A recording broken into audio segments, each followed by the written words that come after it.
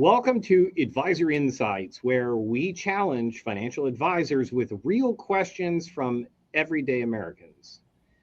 Get ready for real-time insights on the issues that matter most. My name's Rob Sousa, and today we're tackling the confusion surrounding the big, beautiful bill. Whether you like the name or not, we have to live with the consequences. And today we're tackling the issues that have the biggest effect on retirement income. And with so many changes and revisions, it's tough to know what actually made it into the final version. And more importantly, how will it affect your retirement benefits? If you're a federal employee, you may be wondering what this bill means for your pension, your savings, your overall financial security. To help break it all down, we're being joined by a certified financial planner who's seen the impact of these types of policy changes that have happened to affect retirement planning for not only his clients, but his audience. He's been helping federal employees and pre-retirees think strategically about how taxes and legislation will impact retirement income. Let's bring in Larry Gatz from Copperwood Financial to join us. Thanks for joining us today, Larry. Hey, thanks for having me. So let's break this down. First, let's talk about the goal, right? What was behind the no tax on Social Security idea, and why did it matter? So at the beginning, right, and I think Trump campaigned on this. I think actually both candidates, Harris and Trump, campaigned on we want no tax on tips, we want no tax on Social Security. And those are things that when it was a goal of the bill, and then it didn't happen. So it didn't quite deliver everything that we hoped for when it came to eliminating taxes on our Social Security benefits. But I would say that there was a silver lining. So the big thing that came out is that now there is a bonus deduction for people over the age 65. So I heard it from both sides. There are still advisors, even after the bill has been approved, there are still advisors who are saying it still eliminates tax on Social Security, with the caveat of, for a majority, some saying 80% of retirees. So how can both be true?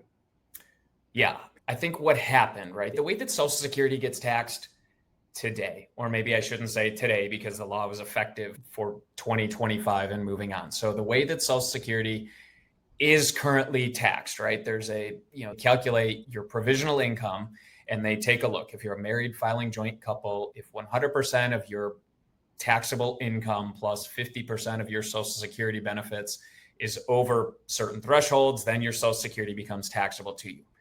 They didn't get rid of that. But what they did is when they added on this new deduction, the goal is that now we have more seniors, more retirees who are claiming Social Security benefits because of these increased deduction amounts. When they go to file for their Social Security, they're not going to owe taxes because their taxable income is going to fall below the thresholds. So like you said, there's different thresholds. And I think the number was before this bill, about 60% of Social Security filers, 65% were getting Social Security benefits tax-free, right? Their income wasn't high enough to the point where it was going to make their Social Security taxable. So just give me an example. If you talk about threshold, so let's just say married filing jointly, what's that threshold where if they don't show more than that amount of ordinary income, and then what's that amount for a married couple filing jointly?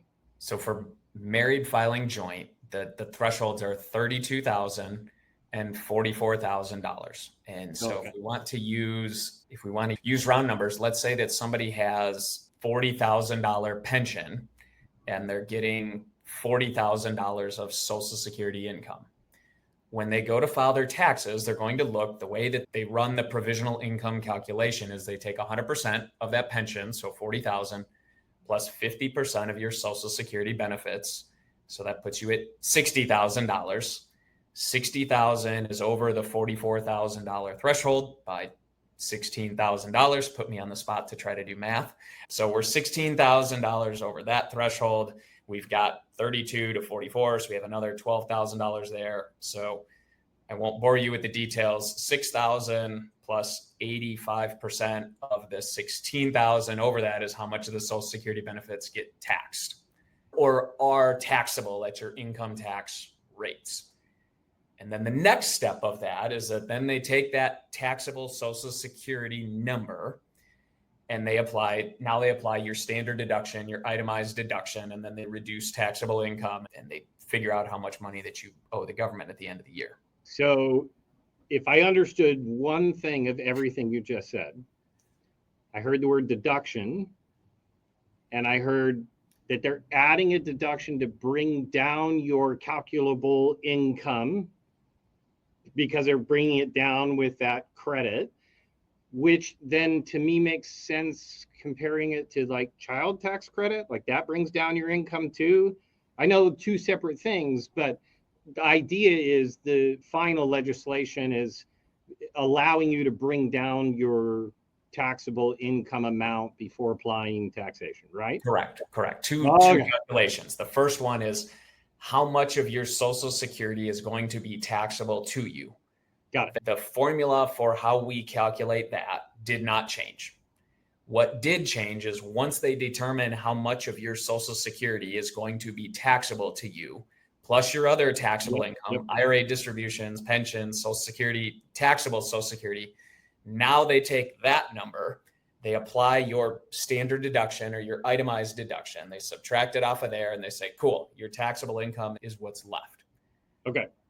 So from the planning perspective, for those people where these deductions do have the potential to make an impact to reduce or eliminate the Social Security tax, what do they need to be thinking ahead of time when they're considering where do I take my income from and how is that going to affect my taxable income at the end of the year so that I can try and stay under these so-called thresholds to minimize my taxation? Like, what things do I need to take into consideration? That's the $1 million question of like, where do we go from here and how does this affect planning? What we're seeing, especially with federal employees, because federal employees, if you're out there, right, you get to retire as early as 57 or maybe even earlier, right? But you can retire early. And so what you want to look at is, okay, there's kind of a storm of things that happen. And I would start by saying like, Dave Ramsey and Susie Orman and all those people out there told you while you're working to defer taxes, right? The thought was that when you get to retirement, you're going to drop to a lower tax bracket. So in theory, while you're working, you're in a higher tax bracket. So you want to defer your income then, and then you're going to take it later in life when you're retired. Well, now we kind of have this storm brewing. So now when you turn 65, the standard deduction amount, and we'll talk married filing jointly, it's $6,000 per person or $12,000 total on top of the current standard deduction. So this year, the base standard deduction is $31,500. If you're over 65 years old, there's a additional deduction of $3,200. That's always been there. And then there's a senior bonus deduction of $12,000. So when you add all of those things together, that deduction is as high as like $46,700. So that's why they're saying more people, that it will help more people than not.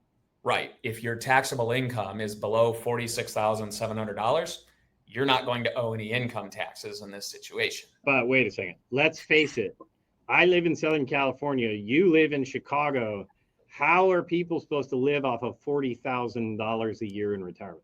Right. And that's kind of the joke that we use a lot of times, right? Like Social Security tax came around originally when Reagan was president.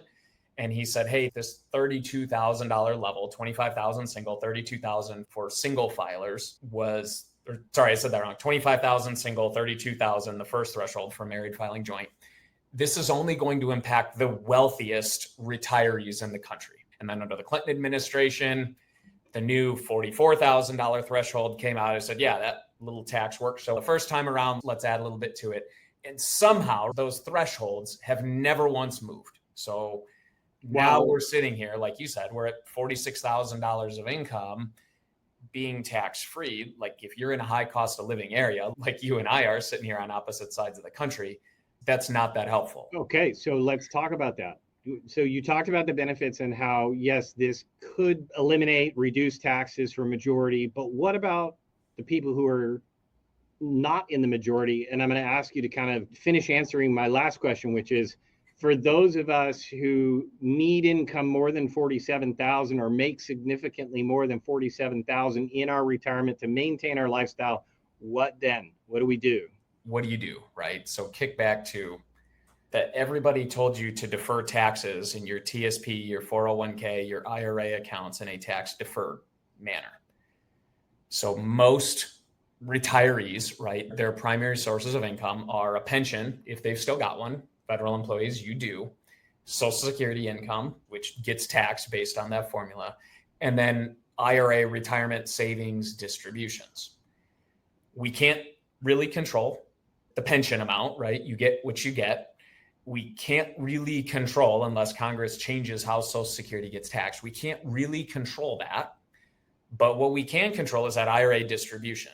So now we want to look and potentially pull forward things like Roth conversions. So if you're retiring at 57 or 60 or 62, now we want to start looking at like, hey, what if we start moving money over to the Roth tax-free growth side of things, pay our income taxes now, with the thought that now when we get to age 65, now you still qualify for that bonus deduction.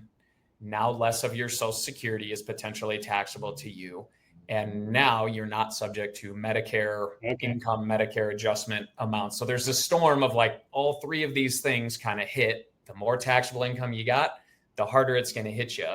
So what I just heard you say is that based on the increase in deductions, I could still live the same lifestyle, but with less taxable income. But because I'm getting more credits and maybe I'm drawing an income from a tax-free source like a Roth, then I could get to my lifestyle amount that I need without having the equal amount of taxable income as I did when I was working. Correct. But it sounds like then you got to get started before retirement. Yes. And that's the big, it probably puts more of a pressure. For years we've been talking about, hey, like we need to take a look at how much your IRA 401k, what are those distributions going to look like and how are they going to be taxed? Before the big beautiful bill passed, number one, the tax rates were all set to expire and tax rates across the board were going to go up. Okay, we got an extension on the tax rates. And so it's a, okay, now tax rates aren't going up, but just to clarify, and I don't mean to push back, but thank you. They were about to sunset. Is in the new bill, is there also a sunset for keeping the taxes where they are right now? The sunset, the income tax brackets, the change was made permanent. So it is made permanent. Okay. Enacted in. The bonus senior deduction, I believe, has a 2028 phase out. It's effective for the next several years, but there's likely that some of that will get extended. Right. But like the tax rates that got extended, that also could be. We don't know. But I always find that with our government, it's easy for them to give a benefit, but taking it away is usually really unpopular. And that's why we have some of these archaic tax laws and benefits, structured benefits, because no congressman wants to vote for changes that's going to hurt their voter base. You take it away and you're going to have lots of people really upset with you. Right. Which senator in the world who's up for re-election wants to jump on the grenade of like, oh, hey, Social Security's in trouble. Like, I vote that we just cut everybody's Social Security benefits by 30% to square up the system. Like, nobody's jumping on that grenade, right? Exactly. So unless you have anything to add about those that really you've given them some really concrete tools, that better to look at it before you retire than after. Your deductions are going to increase once you retire. And if you look at it that way and you pull for some tax-free sources, you can live at the same lifestyle And what do you think you could cut your taxable if you've done this really well? Maybe you have 5 years or you've done this well. Can you cut your taxable income in half and still live at the same amount? I think so. I mean, you got to look, right? If you've got $1 million in a retirement account, if over, 5, 6, 7 years, you're able to start moving that money over to Roth, right? Now, if you need between any pension, Social Security benefits for you and your spouse, if the number that we need to pull out of that retirement account to fill that funding gap is, let's say, $30,000 a year, well, that $30,000 a year maybe pops you up into some different income brackets, different things going on. But if all of a sudden that 30,000 comes out of a Roth account, that's tax-free money. Doesn't show up on the return, doesn't cause Social Security to be more taxable. It doesn't cause Medicare premiums to go up, doesn't affect the phase out on this new senior deduction. I don't think that we touched on that. There's a income phase out. It starts, I think for single people, it starts at, why am I blanking on the number here? So I was debating with you before the show and I said 180,000 and you said, no, that's total phase out. And then you gave me a number that was somewhere like 80,000, 100,000 less. It starts to phase out 75,000 single, 150,000 married filing joint. And then it's a total phase out at 175 single, okay, 250 married filing joint. And that's how they're so-called, I think, appealing to the whole, well, if you make this much money, you can afford to pay tax on your Social Security. So let's finish up today's episode on addressing that audience so that we've addressed each audience. What if I've accumulated so much money that there's no way I'm going to be able to, and I didn't prep in advance. So no matter what, every dollar I pull out is going to cost more and more taxation. I'm trying to preserve wealth. I'm 65. Is it too late for me now? Is there anything I can do? I don't think so, right? But the benefit that you have is that you'll hear any financial planner say this, right? You need to have a plan. You need to have a look at this. The good news is that you get to file your taxes, or bad news, every single year. So take what you need, build a plan that says, hey, what if we accelerate distributions out of this account and we know that we're going to be above, any of these thresholds for a couple of years. But then in the future, right, by the time we get to 70, what if at 65, instead of turning on Social Security benefits, what if we delay Social Security to 70?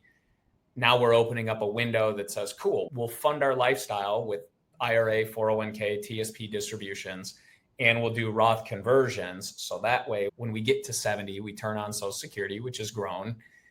Now we get more of that to be in the tax-free bucket. Okay, last question. If you hold off until age 70, do you still get the deductions, or is it you only get the deductions when you turn on Social Security? You get the deductions, and here's another, you always get the deduction, whether you're claiming Social Security or not. And that bonus deduction applies even if you itemize your taxes. So we talked about the standard deduction numbers. The other piece of this tax bill, for me sitting in Chicago, and I think I pay about a kidney a year in property taxes. You're probably similar out there in California. That SALT deduction, state and local tax, there was a cap. If you were trying to itemize, you could only deduct $10,000 a year of state and local taxes. Well, now they've bumped that up to $40,000. So between like mortgage interest, property taxes, things like that, plus some charitable giving that you're doing, there's likely going to be a window, especially in a high tax state like Illinois, California, New York, we know who we are, to itemize your taxes now. Well, that senior bonus deduction applies even if you itemize. So that was a cool thing that they stuck in the bill too. Well, I'll tell you what, this is a lot to consume. And I know you have an upcoming masterclass where you take time and actually work with people, work through the numbers, show the calculations instead of talking about it. For me, it's hard to see numbers in my head, so I'm sure you'll get deep into it. When is that masterclass and how can they sign up to join it? I think it is online. Is that right? Yes, shameless plug for what we've got going on. August 14th, we're going to be hosting a masterclass targeted at this one is going to be targeted at federal employees. The changes that didn't happen in their benefits, how this impacts their benefits in particular. An hour long, going to be held over lunch hour webinar. feel free. We'll get information out there if you want to join. Would love to have you.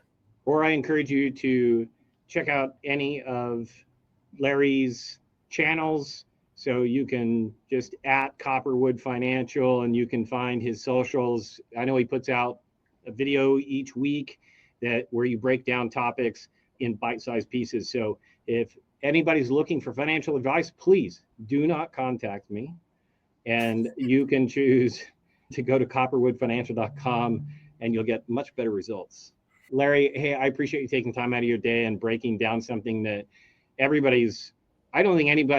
talked to 3 advisors in the last week. I don't think even the 3 advisors are all on the same page about because it's so fresh and it's so new. So people are coming up with creative ways to solve these problems and equip people, but you're actively out in the community helping people. So I appreciate you taking the time, stop by and break it down for us as well.